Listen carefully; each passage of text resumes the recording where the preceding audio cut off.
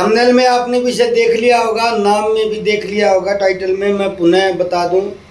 छद्म धार्मिक गुरुओं का, आध्यात्मिक व्यक्तियों का जो छद्म है उनका कठिन कालखंड प्रारंभ। वास्तविक आध्यात्मिक संतों का, गुरुओं का, आचार्यों का उत्थान का कालखंड भी प्रारंभ। विषय पर चलते हैं। जय भोलेनाथ, जय जगन्नाथ। एक नाम किसी का लूंगा नहीं, धार्मिक गुरुजी की फोटो, कुछ चित्र विदेश से वायरल हो रहे थे आज बहुत ज़्यादा, तो मेरे दिमाग ने, मेरे मस्तिष्क ने इस विषय में सोचा और मैंने गोचर में आगे की घटनाएं देखी,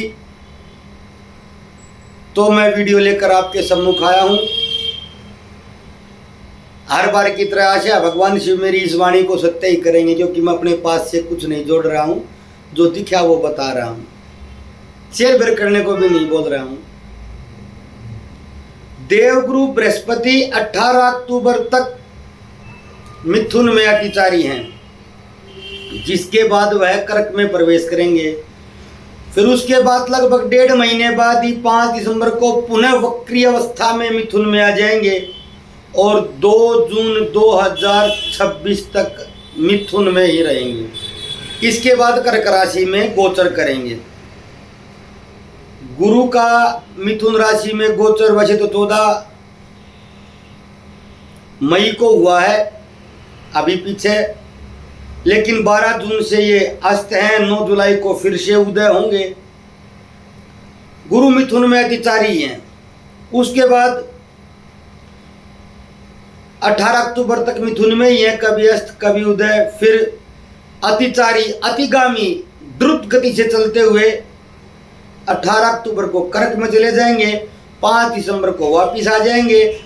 उसके बाद 2 जून 2026 अगले साल जून यानी कि 1 साल तक मिथुन में ही है। एक बार 1.5 महीने के लिए कर्क में जा रहे हैं। उसके बाद बहुत तेज गति से गति करते हुए, चलते हुए कर्क राशि को क्रॉस करके सिंह में चले जाएंगे, पुनः कर्क में आ जाएंगे और फिर जुलाई 2027 को फिर सिंह में चले जाएंगे और दिसंबर को कन्या में भी चले जाएंगे। दिसंबर 2027 को, यानी कि 2 साल में मिथुन, कर्क, सिंह, कन्या 4 राशियों में गोचर कर जाएंगे। मिथुन, कर्क, सिंह, कन्या। आज मिथुन में है, उसके बाद कर्क, उसके बाद सिंह, उसके बाद कन्या। 1 दिसंबर 2027 को कन्या में होंगे। ऐसा देवगुरु बृहस्पति करते नहीं है। और जब तक देवगुरु बृहस्पति की ये गति यहाँ तक मैंने नोट की है, बड़ा काफ़ी समय लगा है, तब तक शनि देवगुरु बृहस्पति की ही मीन राशि में रहेंगे। 2027 तक शनि मीन राशि में ही है। शनि मीन राशि में है और देवगुरु बृहस्पति अतिचारी है। मिथुन, कर्क, सिंह और कन्या कर्क में उच्च के होंगे। अभी उच्चाभिलाषी हैं, उच्च होने को अभिलाषी हैं। कर्क में उच्च के होंगे, फिर सूर्य की राशि सिंह में होंगे, फिर कन्या में होंगे। 4 राशियों में समय लगभग 2 साल। वैसे देवगुरु बृहस्पति 13 महीने में एक ही राशि परिवर्तन करते हैं, तो यहाँ पर देवगुरु बृहस्पति के होने चाहिए थी 2 राशि, ज़्यादा करे तीसरी में थोड़ा दिन गोचर करते, लेकिन 4 राशियों में, यानी कि देवगुरु बृहस्पति अतिचारी चलेंगे 32 तक, ऐसी स्थिति है। लेकिन मेरा फलादेश 32 तक का नहीं है।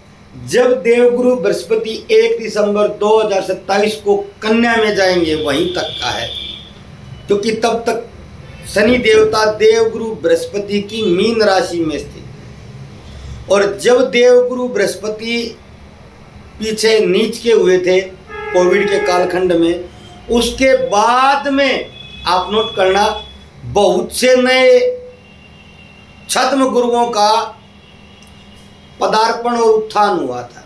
कोविड से पहले जो थे वो निपट गए थे, कुछ जेल में चले गए, कुछ देश वगैरह छोड़ गए थे। कोविड काल में पुनः नए गुरुओं का पदार्पण हुआ है, छद्म गुरुओं का। वैसे तो सनातन धर्म में गुरु कभी से रहे। आचार्य पूज्य श्री शंकराचार्य जी महाराज हैं, पूज्य श्री रामानुजाचार्य जी महाराज हैं, पूज्य श्री निम्बार्काचार्य जी महाराज हैं जो पीठे हैं, पूज्य श्री माधवाचार्य जी महाराज की पीठ है। ये पीठे तो सनातन धर्म की आदिकाल से मान्य पीठ है और इनके जो आचार्य होते हैं उन्हें हम जगत गुरु भी बोलते हैं। मेरा फलादेश उनको लेकर बिल्कुल नहीं है।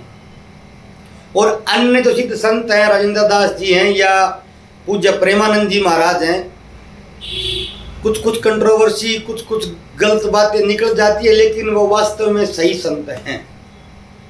उनको लेकर भी मेरा कोई फलादेश नहीं है। उनके उत्थान का ये समय है, उनकी बातों को लोग स्वीकार भी करेंगे और उनको भी स्वीकार करेंगे कि ये वास्तव में ही संत हैं, आध्यात्मिक है और वास्तव में ही धर्म की शिक्षा देते हैं, प्रेम की शिक्षा देते हैं, ज्ञान देते हैं, मुक्ति और जीवन की चर्या को अच्छी तरह से समझाते हैं। उनके उत्थान का समय, क्योंकि देवगुरु बृहस्पति उच्च के हो रहे हैं और वो भी वक्री गति से हो रहे हैं और शनि देवगुरु बृहस्पति की मीन राशि में स्थित। अन्य भी कई ग्रह स्थितियां हैं, लेकिन वो बताना आवश्यक नहीं है। 2 ही ग्रहों से नहीं देखा है, कईयों से देखा है, लेकिन मैं सूत्र बताता हूँ, बिना सूत्र के नहीं बताता हूँ। आजकल एक ट्रेंड चला हुआ है, फेसबुक पर छोटी सी पोस्ट डालते हैं, जहाज गिरेगा, गधा मरेगा, घोड़ा दौड़ेगा, शादी हो जाएगी, तूफान आ जाएगा और भूकंप, इतना लिख देते बस। भूकंप न हुआ 4 दिन में तो पोस्ट डाली, हो गया तो जय जयकार हो गई। ये कोई फलादेश भविष्यवाणी है क्या?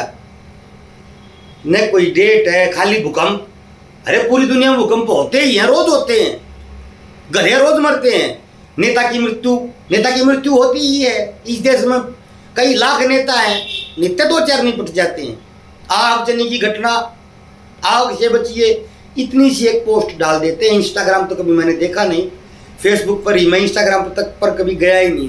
एक आईडी कभी किसी मित्र ने बना दी थी, वो वहीं कहीं पड़ी होगी। ये फलादेश का तरीका है क्या? न हुआ तो हटा ली, हो गया तो उसको रीपोस्ट करते करते उसकी रेल बना दी। ये मूर्खों जैसी बातें हैं। फलादेश मैं कर रहा हूँ ऐसे होता है, भागूंगा नहीं। वीडियो दिखेगा भी, वीडियो 10, 12, 15 मिनट का होगा भी, उसमें डेट भी बताई है, कारण भी बताए हैं क्यों होने वाला है, मैं ऐसा क्यों बोल रहा हूँ। वो कारण बताया होगा, नहीं होगा भगवान शिव जाने, लेकिन मैंने कारण भी बताया कि मैं इस स्थिति को देखकर ये बोल रहा हूँ। क्योंकि देवगुरु बृहस्पति धर्म के कारक हैं, ज्ञान के कारक हैं, ब्राह्मण के कारक हैं, शिक्षक के कारक हैं, गुरु के कारक हैं, मंदिर मठ आचार्य के कारक हैं। जब वो उच्च के होते हैं तो छद्म गुरुओं का आउट कर देते हैं मार्केट से। जो जितना गलत कार्य किए हुए होगा उसको उतनी बड़ी सजा भी देते हैं देवगुरु बृहस्पति स्थिति में। किसी ने धन का ही मान लो लेन देन किया है, कुछ इधर उधर की न्यूज फैलाकर, तो उनका ज़्यादा कुछ नहीं होगा, वो नेपथ्य में चले जाएंगे, उनकी समाज में प्रासंगिकता खत्म हो जाएगी, बस उनको कोई पूछेगा नहीं, वो अपने घर लेटे रहेंगे। किसी ने कोई गलत कार्य किया होगा तो उनको सजा मिलेगी।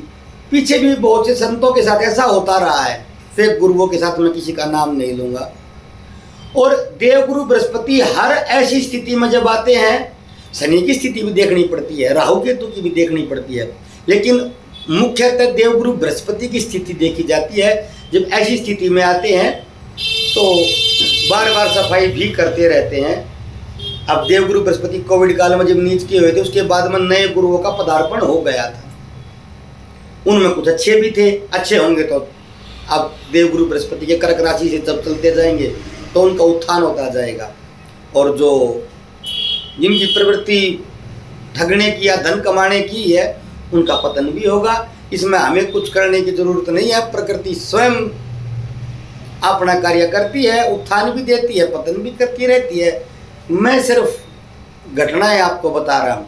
दूसरी बात, वास्तु में गुरु कौन होता है? जो आपको सही ज्ञान देता है, सही मार्ग देता है, और वो संत होता है, उसको ज़्यादा ज़रूरत नहीं होती है। वो लूटा ठगी नहीं करता है, भीड़ को उद्वेलित उत्तेजित भी नहीं करता है, सीधी सादी सामान्य बात बताता है। भगवत गीता की बता दी, रामचरितमानस की, रामायण की, भागवत पुराण की, अन्य किसी शास्त्र की। ऐसे कई हैं। शंकराचार्य जी भी नित्य 2 घंटे सभा लेते हैं, अन्य कई संत भी लेते हैं। लोग उनसे अपने प्रश्न करते हैं, वो उनके उत्तर देते हैं, बस हो गया। और एक संत ने तो यहाँ तक कहा था कि आपका और मेरा संबंध शिक्षा और भिक्षा का है। आपको शिक्षा चाहिए, मैं उपस्थित हूँ, मेरे को भिक्षा चाहिए तो आपसे मांग लूंगा। भिक्षा बोला था, और बोला वो भी 100-200 रुपये, 50 रुपये, और क्या, मैं करोड़ रुपए लेकर कहाँ जाऊंगा। तो आपका मेरा संबंध शिक्षा और भिक्षा का है। और जो ये छद्म आवरण चले हुए हैं, ये गुरु नहीं है। गुरु बड़ा पवित्र शब्द है। गुरु ब्रह्मा गुरु विष्णु गुरु देवो महेश्वरा, गुरु साक्षात पार ब्रह्म तस्मै श्री गुरुवे नमः। गुरु ब्रह्मा बोला गया है, गुरु को नारायण बोला गया है, गुरु को स्वयं भगवान शिव बोला गया है। क्यों बोला गया है? क्योंकि जैसे सनातन धर्म की पद्धति सिद्धांत अनुसार ब्रह्मा जी जन्म देते हैं, श्री हरिनारायण पालन करते हैं, और भगवान शिव विनाश यानी कि नष्ट करते, मृत्यु देते हैं। ऐसे ही गुरु ज्ञान को जन्म देता है, आपके अंदर ज्ञान को पैदा करता है, ज्ञान की उत्पत्ति करता है, और ज्ञान का पालन भी करता है, और अज्ञान का नाश भी करता है, अज्ञान की मृत्यु भी देता है, अज्ञान को नष्ट कर देता है, ज्ञान को जन्म देता है और ज्ञान का पालन करता है। इसीलिए गुरु को ब्रह्मा विष्णु महेश माना गया था, और वो ईश्वर नहीं माना गया था, इसलिए कि ज्ञान के मामले में जन्म देने वाला भी ज्ञान को यही है, पालन करने वाले भी यही है, और अज्ञान के नष्ट होने के कारण भी यही है। अतः गुरु ब्रह्मा है, विष्णु है, महेश है। अगर आपको सही गुरु वास्तव में मिल गया है तो आप बड़े सौभाग्यशाली हैं। मैं गुरुओं के बारे में लिखता तो रहता हूँ, लेकिन वो ज़्यादा छद में गुरु हो गए हैं, फेक धार्मिक हो गए हैं, उन्हीं को बोलता हूँ। वास्तव में जो गुरु होता है उसको तो देखना भी तीर्थ के समान है। ऐसे हैं भी, बहुत हैं, बहुत ज़्यादा हैं। आपको नहीं मिले तो मैं क्या कर सकता हूँ। तो सूत्र मैंने बताया, डेट बताई, कारण बताया, और आजकल एक मंत्रों की दुकान चला रखी है कई लोगों ने, जो आया उसी को पकड़ा दिया, चलो भाई चलो भाई। इस तरह से दीक्षा भी नहीं होती है। दीक्षा के 5 प्रकार होते हैं, वो अलग विषय होता है। लेकिन कोई भी आया उसको दीक्षा दे दी, कोई भी आया उसको शक्तिपात ही कर दिया। शक्तिपात की दुकानें चली हुई, सब माया है, ये भी माया है। मन के खेल और मन के जाल और मन की गुफ्तगू है ये भी, और वो भी, और वो भी। मुक्त तभी होते हैं जब मन से मुक्त होते हैं। तो सिद्धि की लालसा भी मन की गुफ्तगू ही है। खैर, मैंने आपका ज़्यादा समय लिया हो तो क्षमा करें, वैसे 13 मिनट हुए हैं। पुनः बता दूं, 1 दिसंबर 2027 तक जितने फेक गुरु हैं, जब देवगुरु बृहस्पति कन्या में जाएंगे, ये नेपथ्य में चले जाएंगे, और किसी ने ज़्यादा कोई ऐसा कृत्य किया तो उसको सजा मिलनी भी अवश्यंभावी है। और जो वास्तव में गुरु हैं, जो अच्छी शिक्षा देते हैं, सुधार का प्रयास करते हैं, सुधार का कार्य करते हैं, उनका उत्थान भी यहाँ पर होगा ही होगा। ये प्रकृति का चक्कर है। देवगुरु बृहस्पति ऐसे ही उत्थान और पतन धार्मिक लोगों में करते चलते हैं। शनि दंड देते चलते हैं। राहु टेक्नोलॉजी को बढ़ाते चलते हैं, केतु साधनाएं देते चलते हैं, शुक्र लग्जरी देते जाते हैं, मंगल एनर्जी देते जाते हैं।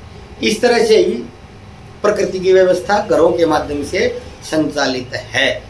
और मैं एक रेसलर रहा हूँ, और रेसलिंग कोच भी रहा हूँ, और व्यापारी भी अच्छी स्थिति का रहा हूँ। ये मेरा रियल एस्टेट का ऑफिस ही है, कोई ज्योतिष का ऑफिस नहीं है।